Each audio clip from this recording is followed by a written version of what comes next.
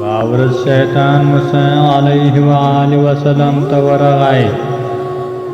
حال شیطان څخه پوښتنه وکړه چې هغه کوم کار ده چې ته په انسان باندې غلبه ترلاسه کوې. شیطان وویل چې انسان د ځان په هکله فکر کوي چې زه بهتره یم او په خپل خیال کې ځان ته ډېر غټ فکر کوي. خپلې ګناوې هېروي. په هغه وخت کې زه په هغه باندې غلبه ترلاسه کوم.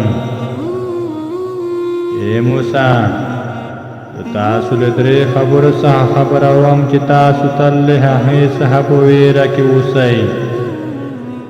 لومړی خو له نامحرمې ښځې سره یو ځای مه کینئ، ځکه چې کله یو کس له یوې نامحرمې ښځې سره یو ځای وي، د هغو په منځ کې دریم کس زه یم، تر هغې پورې چې دوی فتنې ته راوکاږم.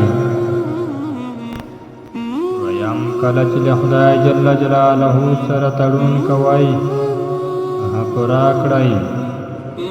چې کله څوک له خدای جل جلاله سره تړون کوي، د هغه سره زه اوسم تر هغو پورې چې د هغه شخص خدای جل جلاله تر منځ راځم او د هغه سړي وعده ماتوم.